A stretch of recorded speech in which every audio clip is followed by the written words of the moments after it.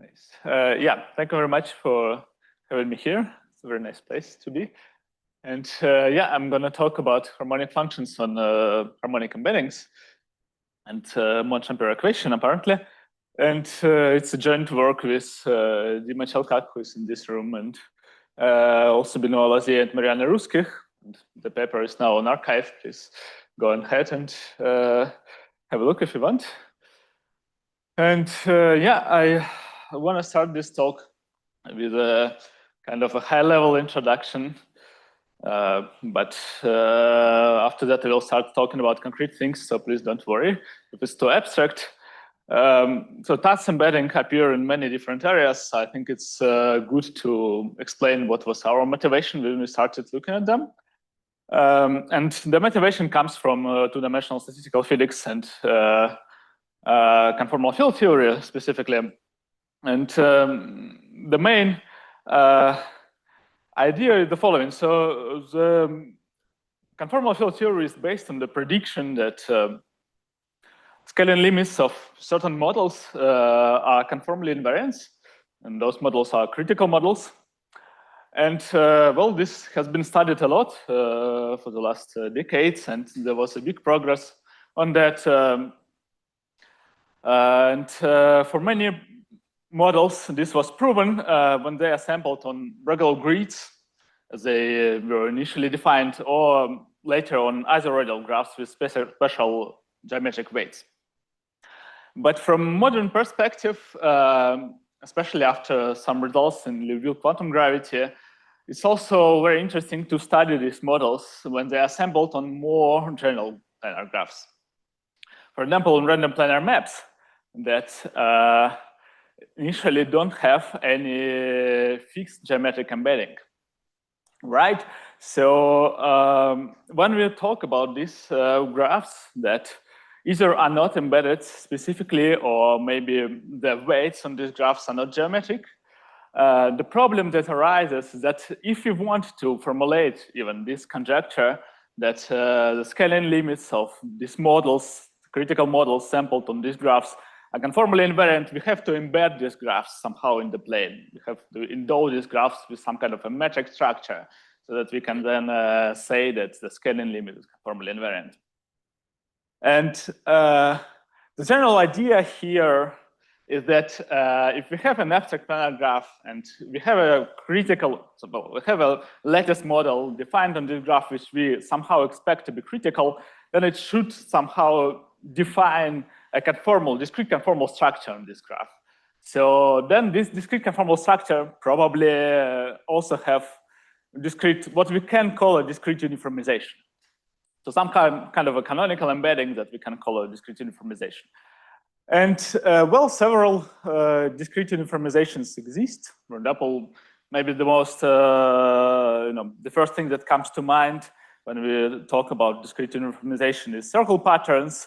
But also there are Tutte's embeddings, and there are some more recent constructions that we already defined with this idea in mind that we want to construct an embedding specifically for a certain class of models. These are T embeddings and S embeddings, well, introduced by several people, by Dima and Kenyan and some, in the case of T embeddings and other people. And also there is this Cardy-Smirnov embedding that was recently introduced by Jin Sun and Nina Holden. Okay, so this is the perspective that we have, and we want to study Tutte's embedding from this perspective. Okay, so let me now proceed with formal definitions. I will try to be slow, but yeah, please don't hesitate to interrupt me, to ask questions. So we begin with a planar graph, abstract planar graph that has some positive edge weights fixed. And with this data, we can associate a simple random walk as usual. So it's a random process that travels on vertices on this graph and jump from one vertex to its neighbors randomly with probability proportional to the weight. And yeah, we can also view this random walk by considering its generator. So I want to define this as well. So generator is a linear operator on the space of functions that are defined on vertices of the graph, and it's defined as on the slide. Misha, yes? Could you, someone was saying the sound is a bit too loud. Could you just lower the mic slightly? Yeah, sure. Thank you. Yeah, sorry for that. Is it better now? Oh. Yeah, okay, I will try to also speak less loud. Yeah, I'm sorry for that. So thank you. Okay, so the generator, yeah, so we can define the generator, and it will be an important object for us. And yeah, as soon as we have a generator of the random walk, we can also define the notion of a harmonic function. So well, the function is harmonic on some portion of vertices if the generator annihilates this function on these vertices. And now we can define a harmonic embedding. So harmonic embedding is just an embedding of the graph that is harmonic. So yeah, so first of all, we consider a finite planar graph. So we choose a face that we call an outer face. So this finite planar graph has a boundary. And now we say that a harmonic embedding is an embedding that if you view it as a function to complex numbers defined on vertices, then it's harmonic inside the graph, so at every inner vertex. Okay? And this notion has kind of a physical interpretation. You can think that every edge is a spring, and the weight of the edge is a spring coefficient. And then, you know, if you pin the outer vertices to some particular points on the plane and wait for some time, then you will see some equilibrium configuration, right? Like the stable configuration of points inside. And the embedding is harmonic because the sum of forces that outgoes from every vertex is equal to 0, right? So this is exactly the harmonicity condition. And then the question that we can ask, okay, so what if we pin the outer boundary somehow?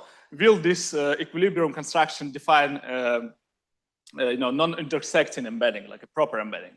And the answer is yes. If we pin the outer boundary to a convex polygon, then that proved that the embedding inside will always be proper, will always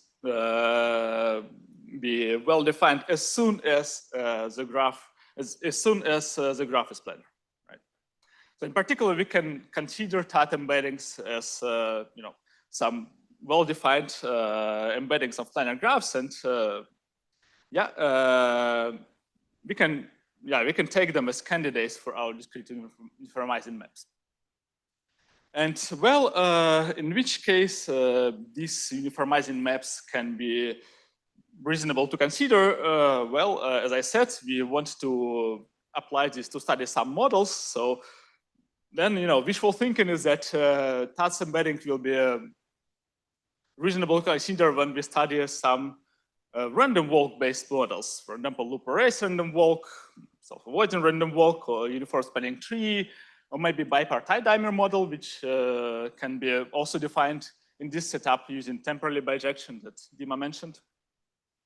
And also discrete GFF and many other models like that.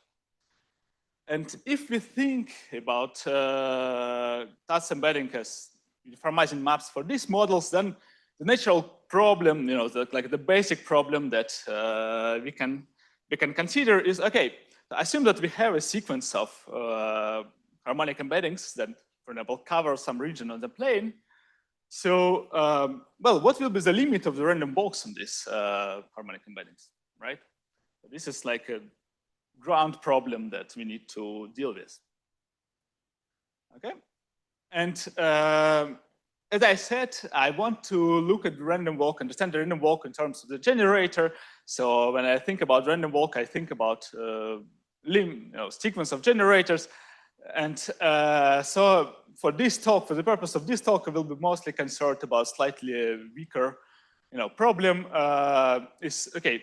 So the generators, it defines the notion of harmonic functions. So what are the limits of harmonic functions? How we describe the limits of harmonic functions? Maybe they are just usual harmonic functions in the limit. Maybe some more interesting structure appears. Who knows? This is the problem that we want to address. And let me make a small remark about the setup. So we want our results to be somehow adapted to the case when we embed random graphs, maybe random planar maps or some other graphs that don't have some a priori geometric structure. So in particular, the theorem that we want to prove, we want it to work in the case where the graph is quite irregular. So for example, we don't want to have some particular scale at which the graph is locally finite. Or for example, we don't want the graph to satisfy the embedding to satisfy some additional geometric constraints, right? So we want the graph to behave like at small scales, to behave like as chaotic as it wants to. Just that. And then, the question is, if we should expect that some non-trivial structure appears in the limit or not, and it turns out that the structure will appear, and the language that is convenient to describe the structure is the language of linearized Monge-Ampère equations. Okay, so this is the setup, and let me now proceed to describing our main result and to explain how the Monge-Ampère equations appear. And for that, I need to introduce several geometric constructions associated with every harmonic embedding. And the first thing is to note that as soon as we have a harmonic embedding of a graph, we also have some kind of a canonical embedding of the dual graph. How is it constructed? Well, more or less by taking harmonic conjugate. So geometrically, what we do is we take a face and we send the dual vertex to some point in the plane, just arbitrary point. And then, for example, if you want to draw a dual edge, what we do is we take the primal edge, rotate it by pi over 2, and we rescale it by the weight. And we get the dual edge. Then we can keep doing that until we make a cycle on the dual graph, and then, well, miraculously, the cycle closes up. And this is just the consequence of the fact that the embedding was harmonic, right? And we can do it again and again, and in the end, what we get is an embedding, some kind of an embedding of the dual graph. So let me make a couple of remarks about that. First of all, one can see that this embedding is locally proper, so locally it doesn't overlap, but globally, of course, it might have self-intersections if the boundary of the initial embedding was not convex. But yeah, we don't worry about that. Also, and this is an important comment, what can happen is that the dual embedding and the embeddings are not aligned, meaning that dual vertices will not necessarily end up being inside the corresponding faces. And well, there is an example just to illustrate this. So what we can take is the square grid with unit weights, and we can add some vertical diagonals. This is still a harmonic embedding, right? And then the dual embedding will look like that, right? So there is no way we can shift it in such a way that every vertex will end up inside the dual face, right?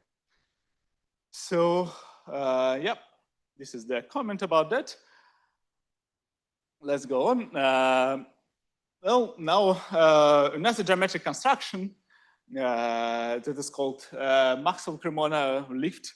And this is an observation that was made by Maxwell and Cremona in 60s of 19th century, so about 100 years before the Tutte's embedding were introduced by Tutte. And the observation is that every harmonic embedding has some kind of a canonical lift to R3 as a polygonal surface. So let me describe this lift. And so how we describe it? Well, if you want to describe a lift of this embedding to the R3, we need to specify the third coordinate. So this third coordinate is some function that is piecewise linear, that is linear on faces. So it's a function phi. And how we define a function that is piecewise linear? Well, we can try to specify its gradient. And since it's linear on faces, the gradient on every face will be just endpoint in R2. And we have a candidate, right? So we just defined an embedding of the dual graph. So for every phase, we just specified a point in R2. So yeah, it's tempting to just take these points and consider them, take the dual embedding and consider it as a gradient of a function. And it turns out that this is a well-defined, well-defined choice. So if you integrate along an edge, then it doesn't matter if you take this gradient or this gradient. Right? We get the same result. So in particular, it defines as a function. And it's easy to see that there is actually a correspondence between such lifts and weights on the edges that make this embedding harmonic. And it's also easy to see that if the weights are positive, then this function is convex, right? So now we can view harmonic embeddings actually as convex piecewise linear functions. Well, yep. So it turns out that with every harmonic embedding, we can associate a function, a convex function, which we now call a potential. And this is the combinatorial or geometric construction that links the story with linearized Monge-Ampère equations. Now I can formulate our main result. So we assume that we have a sequence of embeddings, of harmonic embeddings, that covers some particular region, some bounded domain, omega on the plane. And we assume that the corresponding sequence of potentials converge uniformly on this domain to a convex function phi. And we make one assumption about this function phi. We assume that this function is uniformly convex, which is the same to say as that the second derivative matrix of this function is uniformly elliptic. Okay? And then with this function, small phi, we associate this linear operator, elliptic operator that is written like this. So we take the matrix of second derivative and take the cofactor matrix, just the determinant of that's the inverse matrix of second derivative times the determinant, right? So it looks like that. And we use this as a coefficient matrix for the equation written in this diversion form. And yeah, this is a linearized Monge-Ampère equation. So in case you wonder how this is related to the usual Monge-Ampère equation, so usual Monge-Ampère equation is an equation of this form.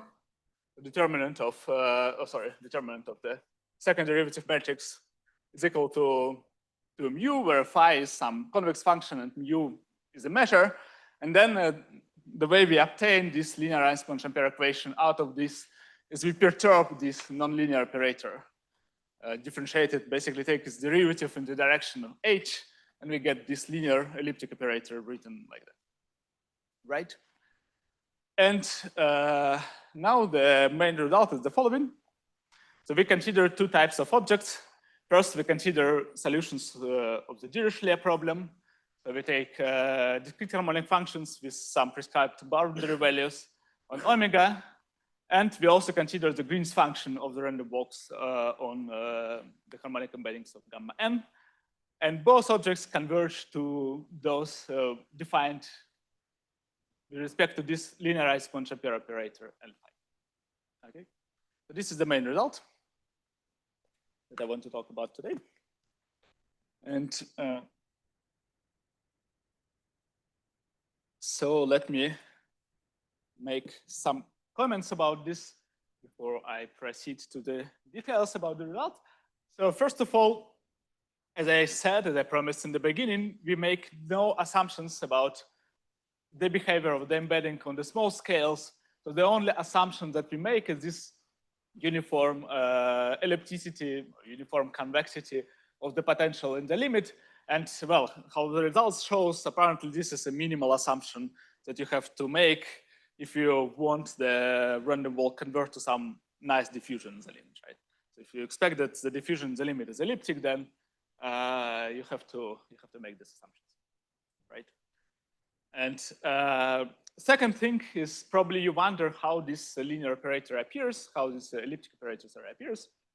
And well, like personally, I have to say that I probably don't understand completely the structure that is behind this, but there is some computation that is a very strong reason.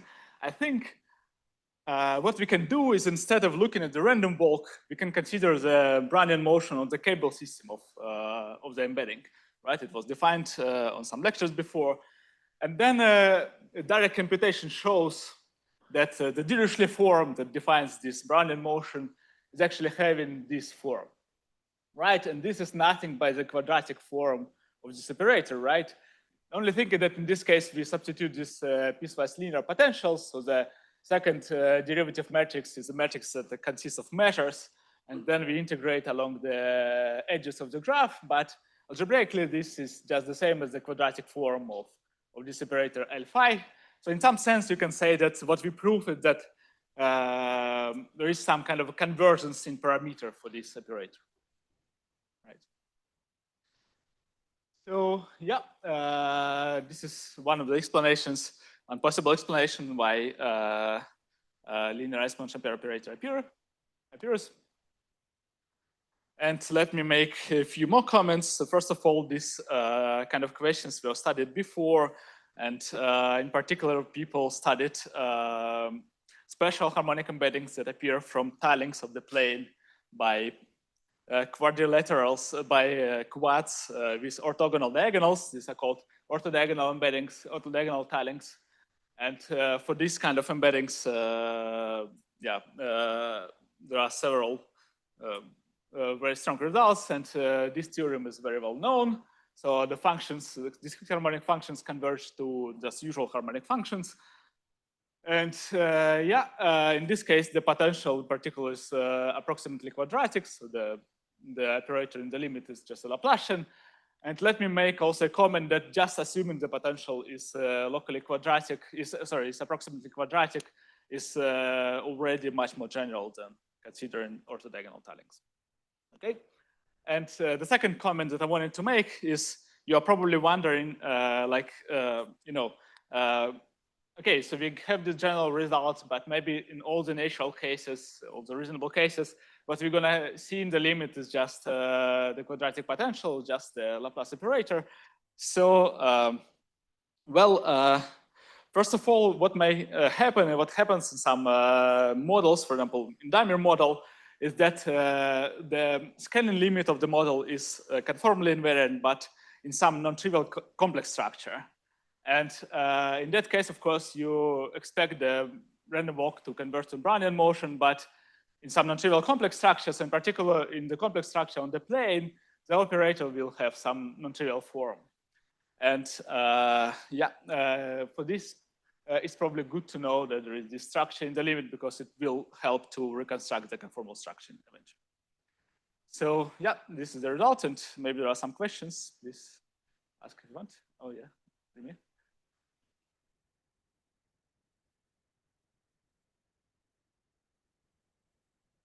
Yeah, it's a good question. So I think that it's enough to state that the process converges up to time reparameterization. And yeah, I think that the convergence of Green's functions will probably also imply the convergence of the process with time parameterization, but this is not what we do. Okay, we don't have this result, but it's probably possible to do. Yeah. Thank you. Yes?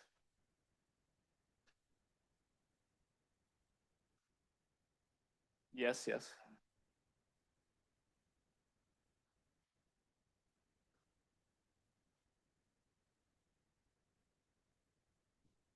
Yes, yeah, it's a good question. So no, we haven't. Yeah, it's in this case, it will be some kind of very singular masses, because well, we deal with piecewise linear functions, and these measures will be delta measures.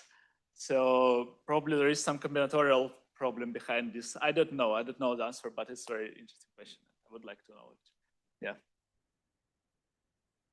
Other questions? Any questions on the Zoom?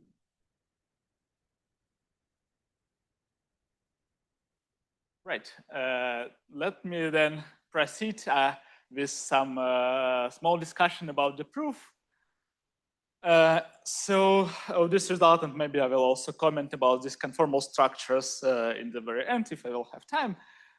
So the proof follows fairly standard strategy. We consider a sequence of discrete harmonic functions. We want to first prove that this sequence is pre-compact in the topology of uniform convergence, right? So we can apply Arcelor-Ascoli theorem somehow maybe and claim, deduce that there are subsequential limits, and then for those subsequential limits, we want to prove that they solve linearized Monge-Ampère equation. So this is what we want to do. The problem is that although the linear operator, the generators in the discrete and in continuum, they look similar. Well, they are very different in nature, like the analytic nature is very different. So we cannot just apply some analytic theorem directly. We need some additional structure in order to proceed with both steps. And this additional structure is brought by the notion of T-embeddings and by the theory of T-embeddings. And since I'm in this very lucky position, the T-embeddings were defined before my talk, which is quite rare. I will take an advantage and try to explain how T-embeddings are constructed in this particular case and how this particular story fit into the mini course of DIMA somehow. So, to have a T-embedding, we need to have a bipartite graph, right? So T-embedding is an embedding of a graph that is dual to a bipartite graph. So how we get a bipartite graph out of a planar graph? Well, we can consider the superposition graph. So what we do is we take our graph gamma and the dual graph gamma star, and we just draw them on the same sheet of paper and consider what we get as a graph. So this graph has two types of vertices, right? First of all, these are vertices of gamma and gamma star, like these black bullets and blue crosses, right? And we declare these vertices as black vertices. And also we have vertices where the edges and dual edges intersect, right? So we declare these vertices as white vertices, and well, the graph is bipartite in there. Okay. And now what we want to do is we want to construct a T-embedding of the dual graph to this bipartite graph. So what is the dual graph to this bipartite graph? Well, the vertices of the dual graph are the faces of this superposition graph. Every face here is a quad, and every quad contains exactly one vertex of gamma and exactly one vertex of gamma star, right? So vertices of the dual graph in the end are parameterized by pairs of V and V star, and we call these pairs corners. Okay, and now we construct the T-embedding having a harmonic embedding as follows. So T-embedding, the image of a vertex of this dual to the superposition graph. So the image of a corner is just the average of the embedding of the vertex V and the dual embedding of the vertex V star. Okay. So what you can think of is that we draw a segment between this vertex and just take the midpoint, right? So we get, and then we get a well-defined embedding, and you can prove that this embedding is proper. Again, there is no self-overlaps and so on. So locally, at least, and if the boundary is convex, then there is no self-intersections globally. And also, what is nice is that you remember that with every T-embedding, there is an origami map associated, so it's obtained by folding the plane along the edges of the embedding. And well, in this case, it's also easy to compute what is the origami map. What we need to do is we, instead of adding V or W of V and W star of V star, we just subtract them. And we put this bar over this origami just because of that notational complexity that Dima mentioned. And yeah, this is what we get. This is a real image of the origami, and you can imagine that if you fold the plane along all these edges, then you get something like that. So what is nice about this construction is that, as I said, the harmonic embedding of a graph and the harmonic embedding of the dual graph, they might be actually misaligned, right? So in particular, this superposition graph, it might not be embedded somehow nicely, but the T-embedding is always nicely defined. So in our favorite example, where the embedding of the graph and the dual graph are misaligned, you see, that there is no way to embed the superposition graph, but there is a way to embed the T embedding is still nice, right? And also what you see is that the origami now becomes bigger, right? And this is because the origami measures the mismatch between W and W star, and now W and W star are misaligned, so there is a huge mismatch. In particular, the origami becomes macroscopic, right? Yes? Yes?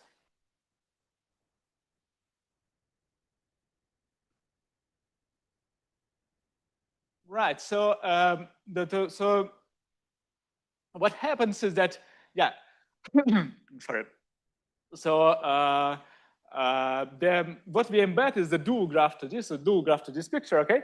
And yeah, so the faces here, they correspond to the vertices of this graph, right? So in particular, I colored it in such that the black faces here correspond to the vertices of gamma, and okay, the gamma has vertices of degree 3. It's yeah, it's not very visible, but gamma has vertices of degree 3. Okay, so this corresponds to triangles. Right. Anyway, so there is a way to construct a T embedding, and somehow out of a harmonic embedding, and we will be using that. Right. So let's now go on and discuss how we prove it, how we prove the theorem. So first, how we get tightness. What we do first is we look at the uniformity conditions that we have, and we can observe that this uniformity condition, this uniform convexity condition, defined as a scale. How the scale is defined? Well, this is precisely the scale at which this uniform convexity condition starts happening is valid for the discrete potentials, right? So discrete potentials converge to phi uniformly, right? In particular, this uniform convexity starts from, if you take the delta n to be like that, then this uniform convexity condition will be valid for phi n instead of phi, as soon as W1 and W2 are far away from each other. And what happens is that exactly on this scale, one can prove that the T embedding that I just defined is what is called k-Lipschitz. So it's so the origami is a k-Lipschitz function of the T embedding itself with some constant smaller than 1. And we can apply then the regularity theory that Dima mentioned on his last lecture, I think, and deduce that the random walk starting from this scale satisfies uniform crossing estimates.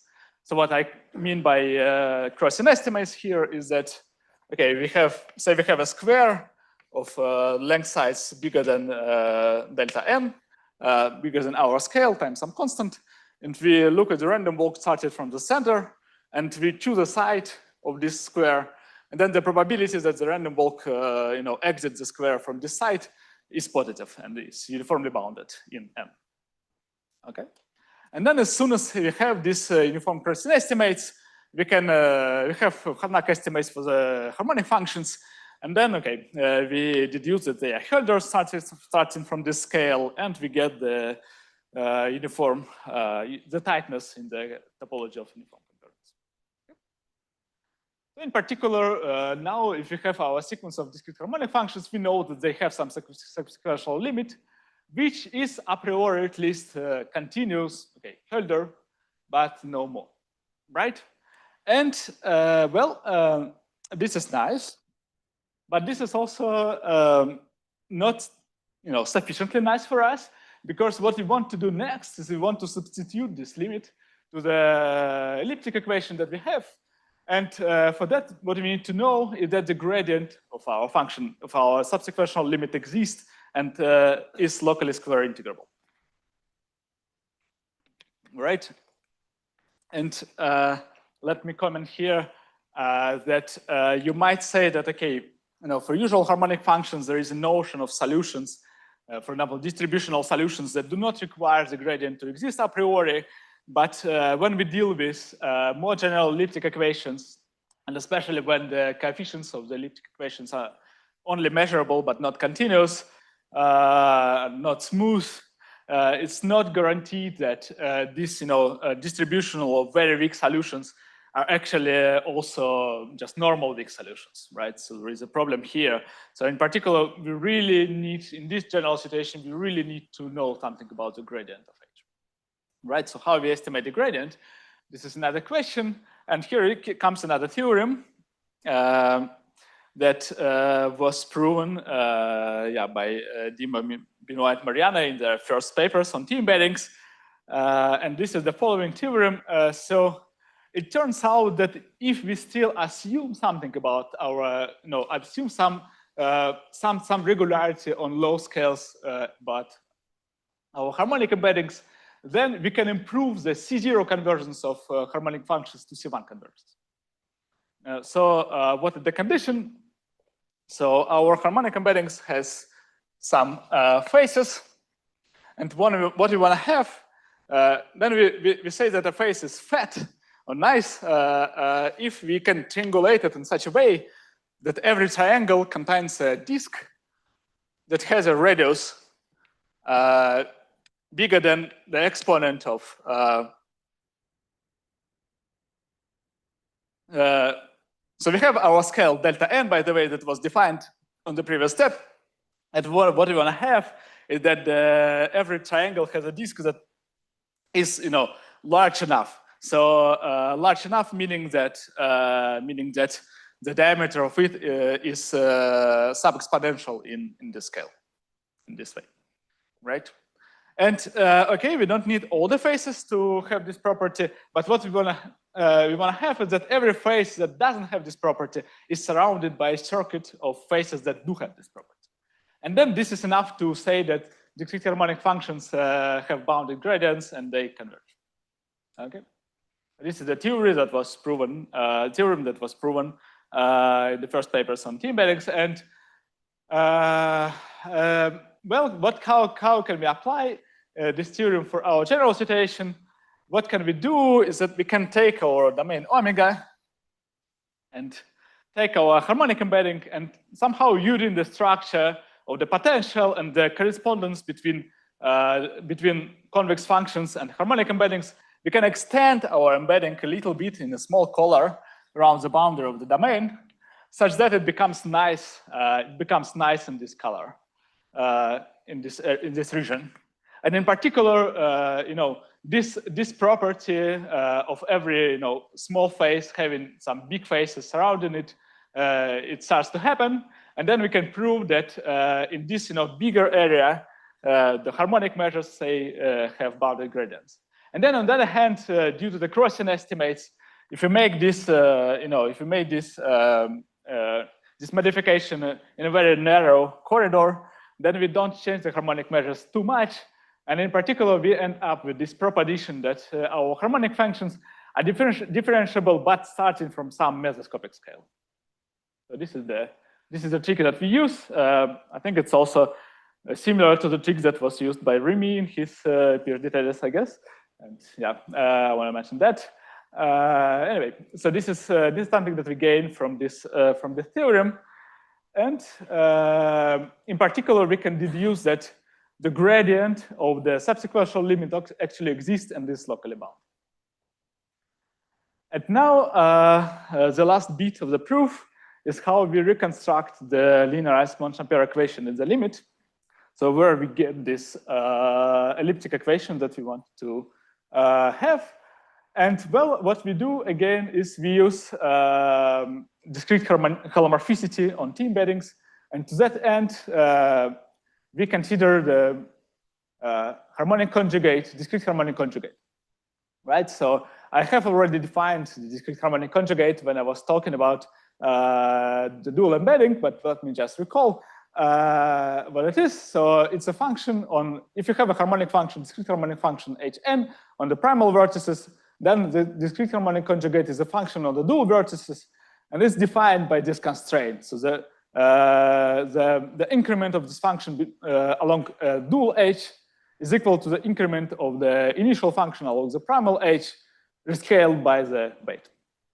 Okay, so this is the definition. And what we can prove is that if the discrete harmonic function Hn was bounded, then the discrete harmonic conjugate will be bounded on components. This is a non-trivial statement because we cannot bound the gradient of our functions on small scales, right? So then we cannot say that you know, the harmonic conjugate is just the integral of the gradient and blah blah blah. So we cannot apply this argument. But there is another approach that's using discrete extremal length, which is quite classical, and it allows to get this bound out of it. Right. So this is the way we proceed. And now what we do is, okay, I'll probably start with this, is we use the discrete holomorphicity on T embeddings. So again, I'm very lucky that Dima has already introduced this form, the differential form that should be closed on a T embedding, right? And he stated that this differential form is basically something that is equivalent to the fact that it is closed is something that is equivalent to the usual notion of discrete holomorphicity. And in our case, in our particular case, the differential form that we have to consider has this form, right? So it's known that discrete harmonic function is harmonic conjugate. Well, this pair define a discrete holomorphic function, and then the discrete holomorphicity conditions can be rewritten as the fact that this one form is closed. And this is a very nice thing because the fact that this form is closed, you know, just integration by loops around loops is equal to 0. So in particular, this is a condition that survives under uniform convergence. And then we can conclude that in the limit, another differential form defined in terms of our potential phi and the subsequential limit h is also closed. And it turns out that the fact that this form is closed is equivalent to the fact that the function h lies in the kernel of linearized Monge-Ampère operator, which can be called a generalized Morera theorem for Monge-Ampère equation. Right, so this is basically the way that we proceed here. And I still have 3 minutes, so I can discuss one more thing. So as I promised, I can present some results about how to reconstruct the conformal structure. So imagine we are in the situation, so we have our theorem, right? So we have our sequence of harmonic embeddings, and our potentials converge to some potential phi. And we know that harmonic functions converge to solutions of this linearized Monge-Ampère equation. And maybe we believe that this linearized Monge-Ampère equation secretly generates Brownian motion, but just in some other conformal structure, right? So how we find this conformal structure using the structure of the equation? This is the equation. And it turns out that there is a way to formulate this, to find some particular recipe to define this conformal structure.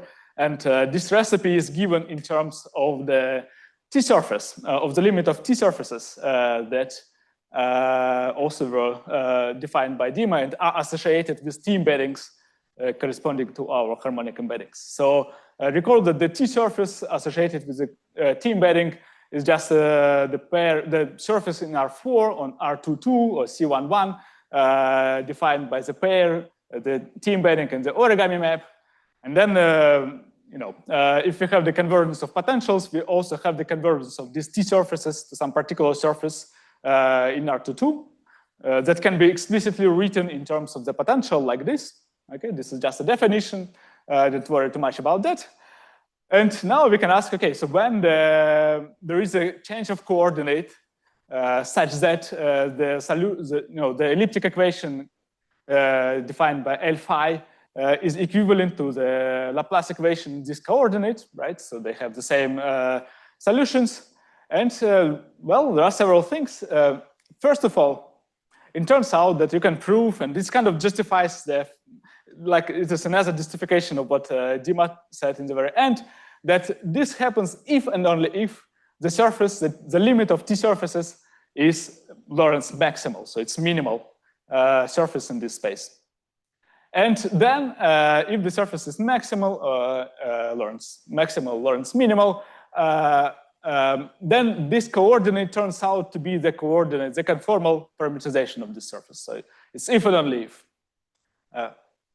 Right. So this is kind of, let me say, explicit geometric recipe of how to find this conformal structure. Again, we have to look at the limit of T surfaces, and then the conformal parameterization of these T surfaces gives us the correct conformal structure. Well, there are several other criteria that I also wanted to mention. First of all, the equivalent, the equivalent statement, equivalent to the fact that there is such a conformal structure, is that the determinant of the matrix of second derivatives of phi is constant, or the gradient of phi is preserves the area, and this is somehow related to this optimal mass transport, right?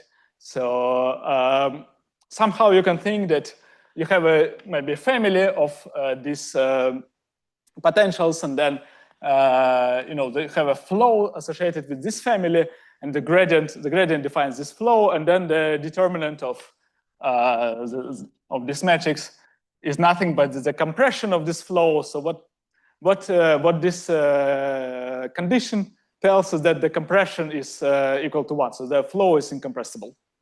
Okay, and there is another criteria that is probably also interesting because it's probably easy to verify in some context, is that the limit of the random walk on vertices of our harmonic embedding should be the same as the limit of random walk of faces of harmonic embedding. So there is the dual random walk, and if these limits, these two random walks have the same limits up to time reparameterization, then